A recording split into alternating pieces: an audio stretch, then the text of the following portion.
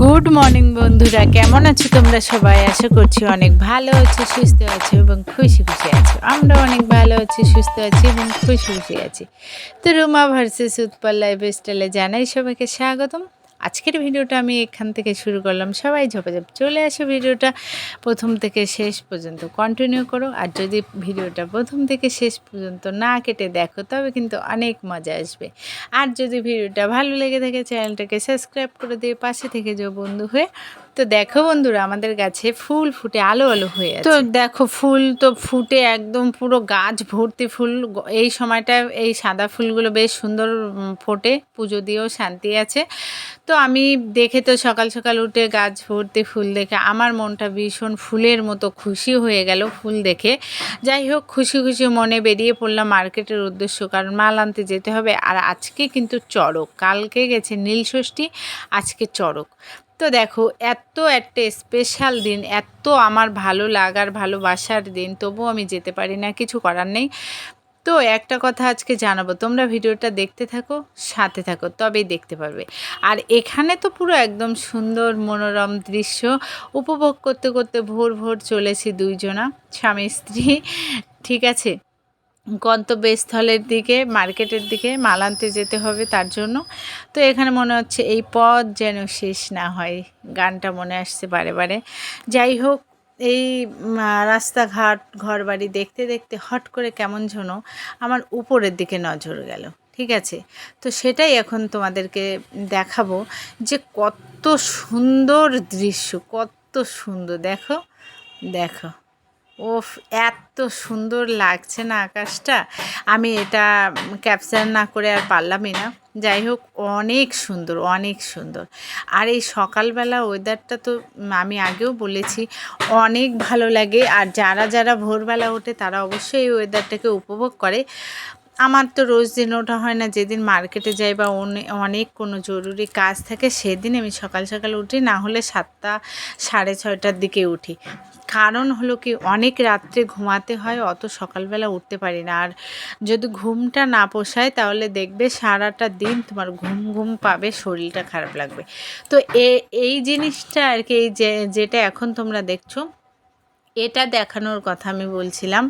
তো ভাগ্য, যে যেটা ভালোবাসে তার সঙ্গে সেটাই হয়ে যায়। আজকে যেহেতু চড়ক, এই দেখো বাবার চেলারা সব সেই ছাই ভস্য মেখে ঘুরে বেড়ায় না, এরা এগুলো গায়ে কী মেখেছে আমি ঠিক জানি না, কিন্তু এরাও সেরকম মনে হচ্ছে। তো এটা তোমাদের সঙ্গে আর কি তুলে না ধরতে পেরে আমি পারলামই না। আমি মার্কেট দিয়ে বেরোচ্ছিলাম, আমার মালপাতি কেনা হয়ে গেছে, হট করে তোমাদের দাদাভাই বললো দেখো দেখো কারা যাচ্ছে।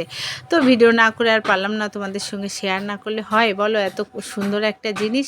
তো দেখো, এরাও ভক্ত, ঠিক আছে।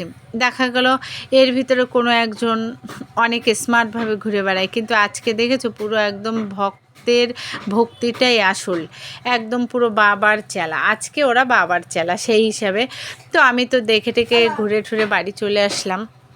আর আমার আর কি বলবো, আমার তো ক্লান্ত শরীর, এমনিতেই শরীরটা ভালো যায় না, তারপরে অ্যাক্সিডেন্ট করলাম, একটার পরে একটা ধকল যাচ্ছে। সামনে পয়লা বৈশাখ, ভীষণ চাপ, কাজের ভীষণ চাপ, মেন কথা একা সামলাতে পুরো দোকানটা।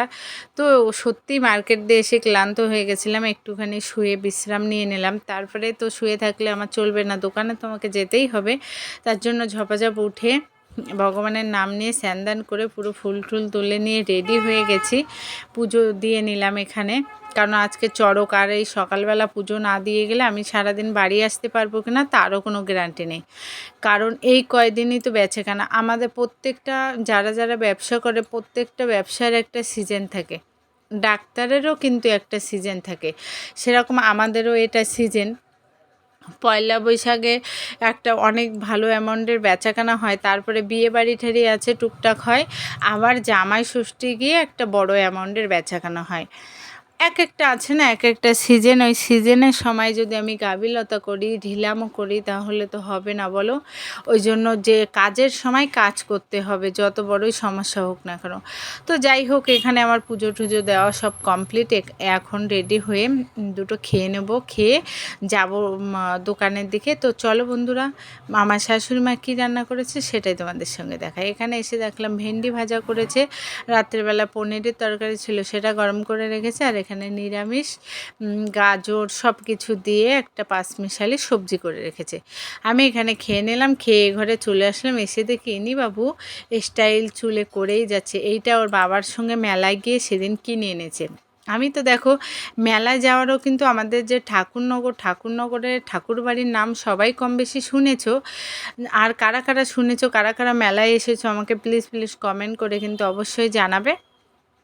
আর আমার বাড়ি থেকে 10 মিনিট লাগে যেতে, বাইকে করে 10 মিনিট লাগে, আর ট্রেনে সঙ্গতি থেকে ট্রেনেও 10 থেকে 12 মিনিট লাগে। তাই কিন্তু আমি যেতে পারিনি, কারণ আমার দোকানে ভীষণ চাপ। আমি গেলে আমার দোকানটা কে দেখবে? ওরা গেছে, ও বিশেষ করে 2 ছেলেকেই নিয়ে। তোমাদের দাদাভাই গেছিলো মেলাতে, মেলায় যা যা বায়না করেছে সবই কিনে দিয়েছে। তো দেখো এখন আমি দোকানে চলে আসলাম, আর দোকানের এত বাজে পরিস্থিতি।